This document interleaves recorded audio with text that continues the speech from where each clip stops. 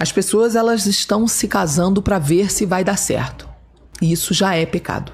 Nós estamos tendo uma falta de temor absurda em relação ao que é o casamento. As pessoas estão achando que casamento é fazer uma viagem ali. Enjoei da viagem agora. Agora eu quero sair dessa viagem. Não é assim, não é uma aventura. É a maior aliança da sua vida depois de Jesus entrar no seu coração. A paz de Cristo, sejam bem-vindos ao canal. Casamento não é teste. Se você está entrando só para ver se vai dar certo, pare agora. Fique até o final e veja o que Sarah Shiva fala sobre esse assunto. Eu estou falando agora como uma pastora, como uma missionária, como uma pregadora do evangelho. Eu não estou falando agora como uma pessoa comum. Eu estou falando como uma líder espiritual que estuda as escrituras. Como uma pessoa que trabalha com a palavra de Deus, eu tenho que defender a palavra de Deus. E a palavra de Deus mostra que o casamento é a maior decisão da vida de um cristão, depois do cristão aceitar Cristo como seu Senhor e Salvador. Quando eu aceito Jesus como Senhor e Salvador da minha vida, essa é a maior decisão da vida de qualquer cristão. Segunda maior decisão é com quem eu vou casar. Por quê? Onde que está o respaldo bíblico para o que eu estou falando? Teológico. Respaldo teológico para isso. Em Gênesis, a Bíblia começa com a formação do jardim, formação da terra, a formação de tudo e a primeira família formada por Deus. Então, a Bíblia começa com o casamento de Adão e Eva, que é a primeira família. E em Apocalipse, a Bíblia termina com o casamento de Cristo e da sua noiva, que é a sua igreja, o I maiúsculo. A igreja somos todos nós que amamos ao Senhor. Nós somos chamados de igreja, que é, entre aspas, a figura da noiva e Cristo, a figura do, entre aspas, noivo, que vão se casar. Espiritualmente falando, é uma união eterna.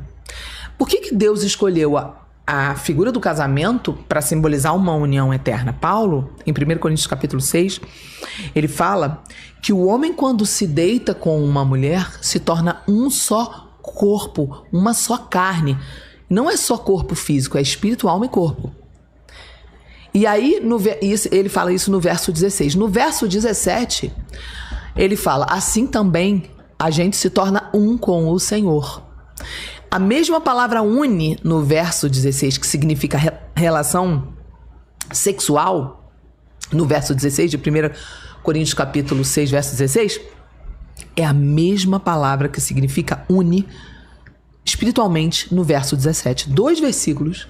Um está falando de homem e mulher unidos e outro está falando da gente se unir com o Senhor. Paulo usa a mesma palavra, tanto para relação sexual como para casamento espiritual. Quer dizer, é uma coisa tão profunda.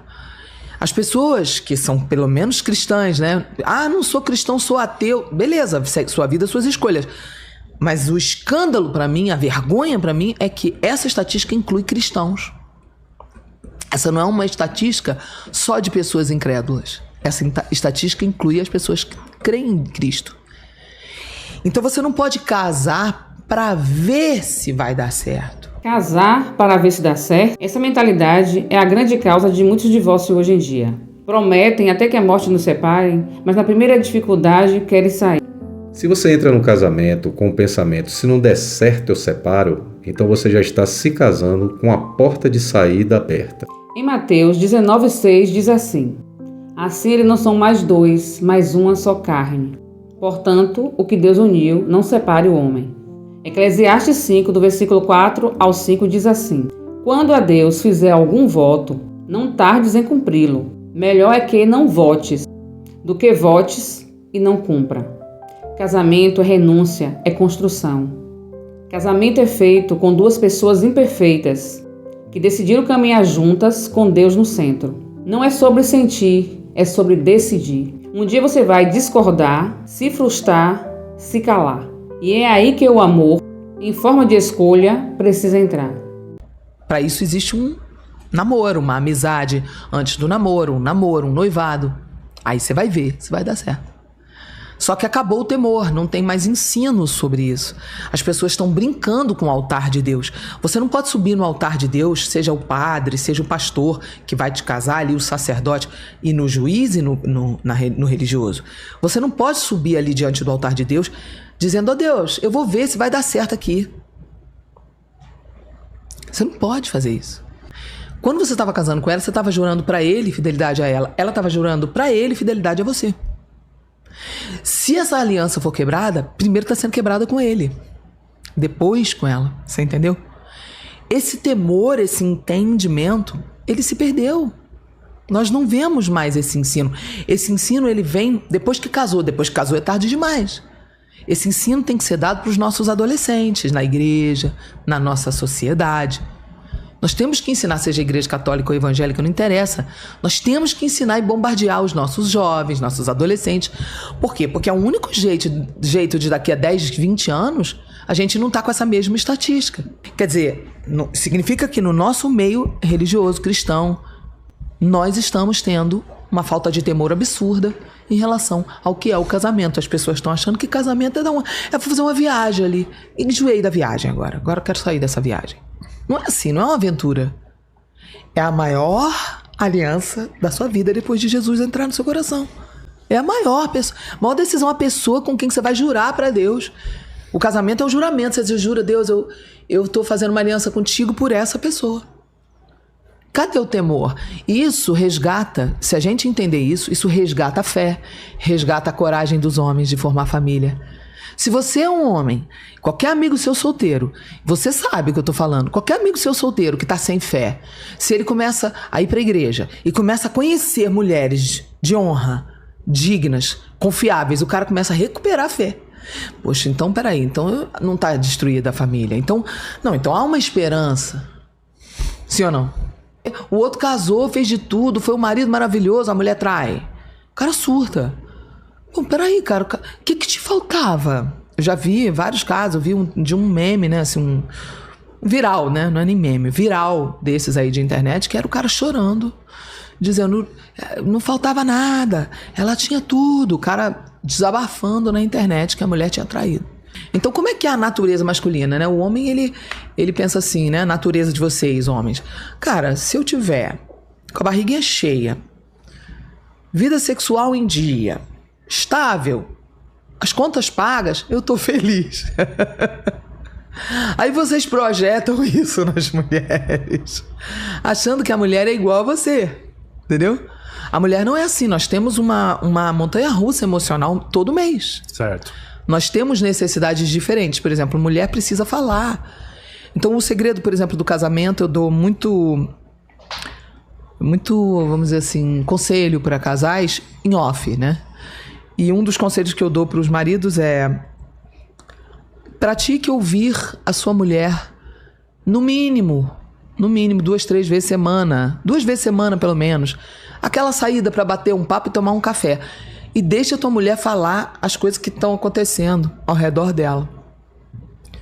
Por quê? Porque Adão e Eva, aconteceu alguma coisa que ele já não ouvia tanto ela, e ela resolveu arrumar uma outra amiga para ouvir ela, chamada serpente.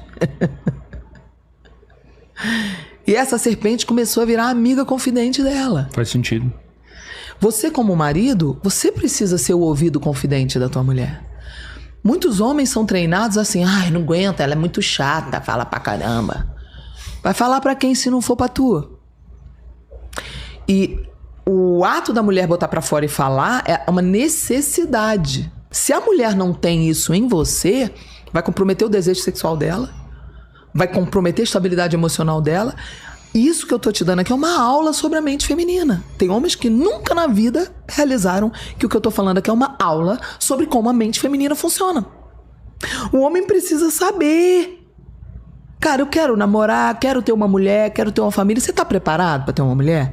Você ama as mulheres? Porque o problema da mulher é que a mulher é iludida. Ela fantasia, o homem é racional.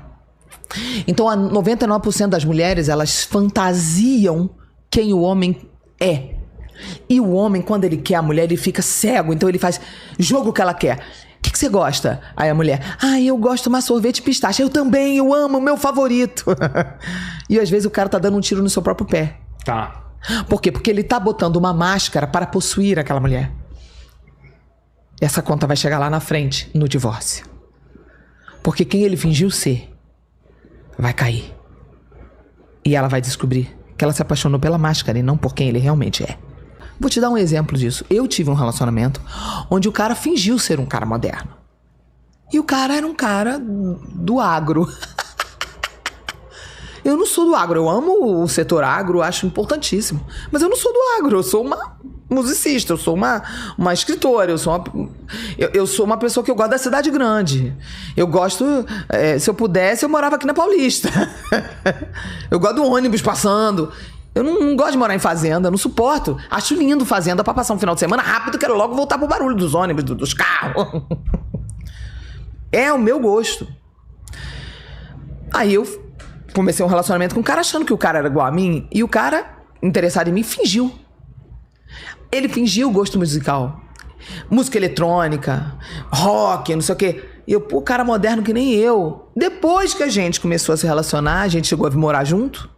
Eu não era crente, tá? Nessa época. Por isso morei junto. Jamais faria isso hoje. Sabe o que ele ouvia? Sertanejo. Na época do namoro, rock eletrônico. Casou entre aspas, né? A gente foi morar junto, juntou as escovinhas de dente o dia todo. E o Negro Solimões. E vai por aí, vai. Ah, mas você acha ruim? Não. Respeito todos os ritmos musicais. Mas não é meu gosto. Entendeu? E aí o que acontece? Eu comecei a perder a admiração. Não tô falando só da música. Tô falando de todo o contexto envolvido. Ele era um cara moderno. De repente ele começou a virar um caipira. Porque por trás da máscara que ele fingiu, era um caipira. Cara, nenhum problema o cara ser um caipira, porque tem mulher que é caipira também, que ama o caipira. Cara, parabéns, felizes, sejam felizes.